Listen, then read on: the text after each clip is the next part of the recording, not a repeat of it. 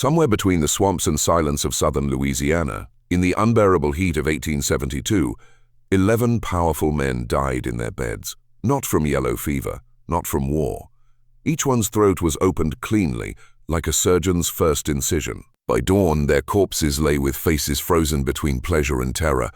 They were all leaders of the Knights of the White Camellia, Louisiana's branch of the Ku Klux Klan. Officials called the killings isolated. The case was buried beneath sealed documents and burned evidence. But deep in the freedmen's quarters, another story was whispered about a woman who moved through moonlight and perfume, a woman who used desire as a blade. They called her Lav Noir, the Black Widow, the one who seduced her enemies and made them confess their sins with their last breath. Tonight you're going to hear the story that was never meant to survive, the one that makes good men question what justice looks like when the law itself is corrupt.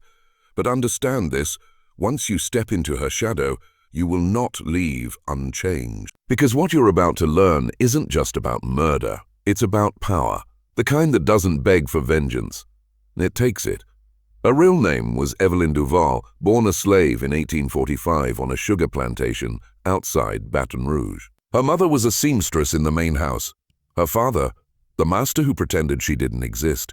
Evelyn grew up watching men smile while they broke the world apart, learning that charm was just a weapon with better manners. When the war ended, freedom came, but not peace. The same men who once owned her now wore white masks, burning crosses where they used to plant cane. Evelyn didn't run. She stayed. She worked in the city as a midwife, then as a housekeeper for a Confederate colonel named Beaumont, a man who bragged about the women he had tamed. But Evelyn had a gift. She could make a man believe she was his mirror, his reflection, his redemption. In a world run by monsters, she learned how to become one. When Beaumont was found dead in his study, his blood soaking through a letter confessing to unspeakable sins, no one suspected her. They said he slit his own throat in guilt, but that night, witnesses saw a woman in black lace walking barefoot along the levee, humming an old slave song that spoke of graves and freedom. After Beaumont's death, the killings began to follow a pattern. Men who'd sat in the same circle, who'd burned the same homes, who'd signed the same secret oath. They called themselves other redeemers, protectors of the old order. But one by one, they met the same end, throats cut, mouths painted with honey, hands folded over a single magnolia bloom. The local paper called it Other Magnolia Murders, but no one dared say the name everyone already knew. Evelyn Duval, the woman with eyes like stormlight and a voice that could make a preacher forget his own sermons. She would appear at their gatherings disguised as a widow, grieving her imaginary husband lost to the war. They pitied her. They invited her in, and by the time they realized the poison was in the wine, or the words she whispered in their ear, it was too late.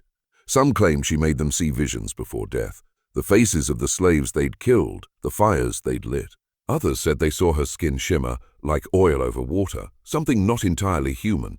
But whether she was a woman or a ghost, one thing was certain, she was hunting for balance, not mercy. By autumn of 1872, whispers of Lav Noir reached New Orleans, where rumors grew like rot. Some said she'd made a pact with the river spirits, that each man she killed was an offering, a soul traded for her protection. Others swore she was working with Union spies, avenging those buried without names. But when a U.S. Marshal named Silas Thorne arrived to investigate, the truth began to fracture. Thorne was a veteran, a man who'd seen war carve sanity out of soldiers. He didn't believe in curses. Yet every time he got close to Evelyn, strange things happened. Witnesses recanted, records disappeared, and then one night he found a letter in his hotel room written in an elegant, looping hand. "I know what you've done, Mr. Thorne. You buried more than bodies in Tennessee." He never told anyone what that meant, but from that night on, he followed her not to arrest her, but to understand her.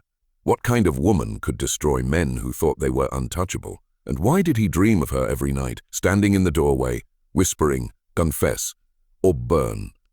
For burn. When power and guilt intertwine, justice stops wearing a badge, it starts wearing a veil. Thorne's investigation turned into obsession. He followed Evelyn through the humid back streets of New Orleans, past brothels, parishes, and the decaying manners of men who pretended to be noble. Every place she visited seemed to rot from the inside soon after.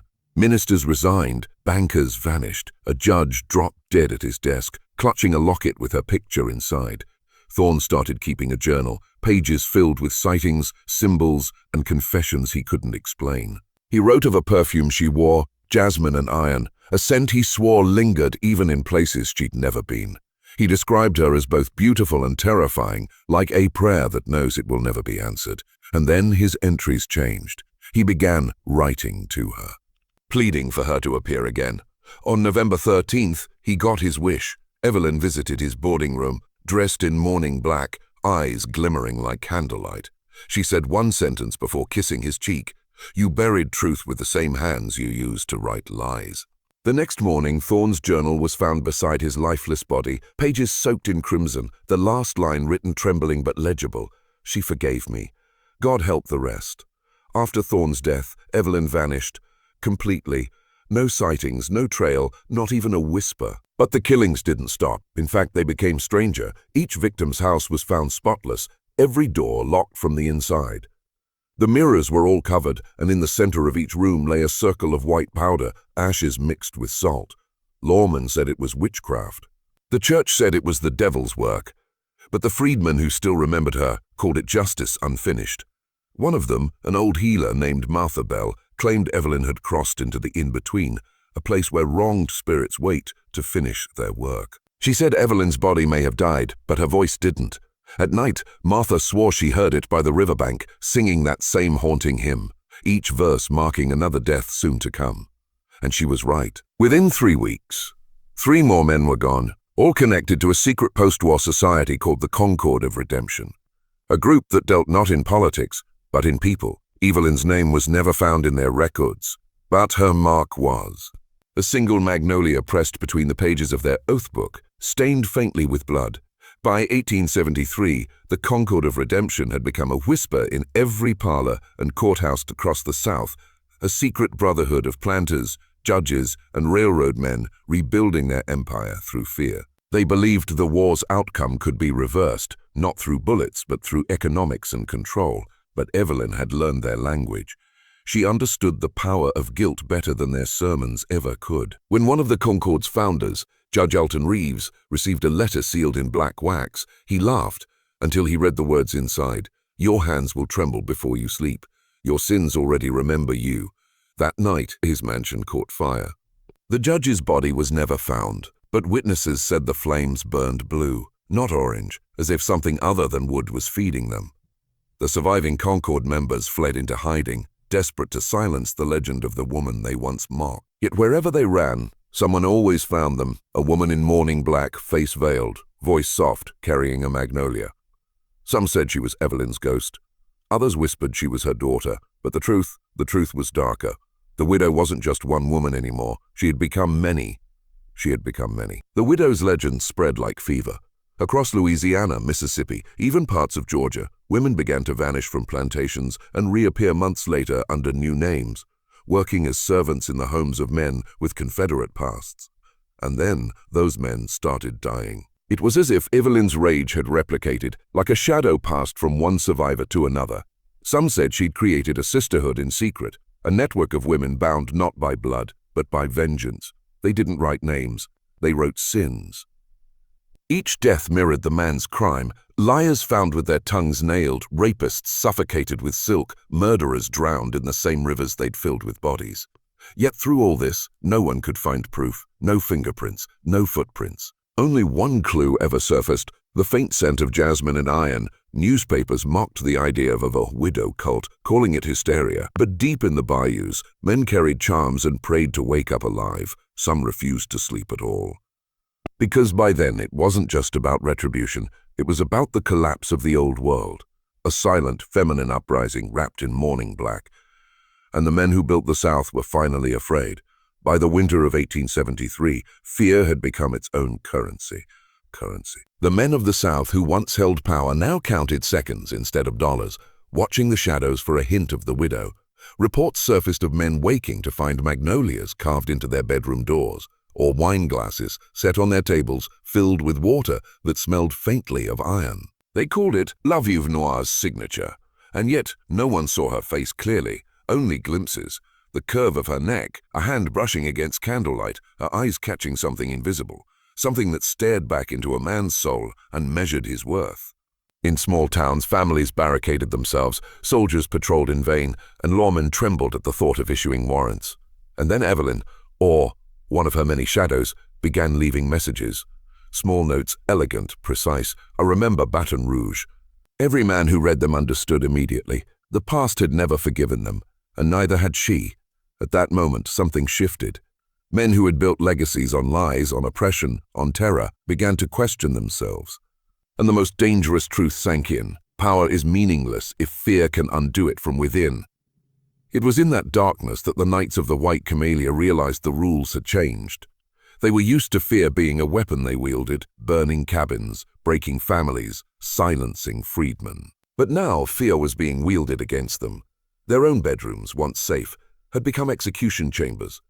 Thomas Broussard's plantation, Antoine Laire's law office, Dr. Hebert's medical room, all marked with the widow's tongue. And the more they tried to protect themselves, the more precise her strikes became. Evelyn, or the network she had built, knew their routines, their guards, their thoughts. They began to suspect each other. Every glance held accusation, every handshake carried suspicion. The widow didn't just kill, she infiltrated. She made men see themselves as prey. And behind every victory, she left a message, not vengeance, but revelation. You built your empire on the suffering of others. You are nothing without fear. In the quiet corners of St. Martin Parish, whispers of a new kind of justice spread, the kind that couldn't be taxed, arrested, or bought. And as her legend grew, men who had once thought themselves untouchable began leaving letters in their desks, apologies, confessions, bribes, prayers. None could stop, because the Black Widow didn't just move through the South, she had already become it. By mid-1874, the widow's legend had metastasized into something almost supernatural. Entire parishes spoke of her as if she existed in multiple places at once. One witness swore she saw a woman matching Evelyn's description in both New Orleans and Baton Rouge on the same night. Another claimed she had spoken to a maid in Natchez who swore Evelyn had visited her town to warn a freedman of an impending raid, only to disappear before anyone else could confirm. She was everywhere and nowhere, but the real terror was psychological. The men who survived her initial wave of killings began to unravel from within. Sleep became unbearable. Shadows carried meaning. Every sound, footsteps in the hallway, the scrape of a chair, was Evelyn testing them, reminding them that they had blood on their hands. The widow's method was precise. She exposed not only their crimes, but their deepest fears, their hidden desires, their secret betrayals. And as the pattern continued, those who believed themselves powerful realized something terrible. She didn't just kill bodies. She killed the illusions of control, leaving men hollow, broken, and afraid to live. And in that hollow space, she whispered, waiting for the next act of justice to unfold.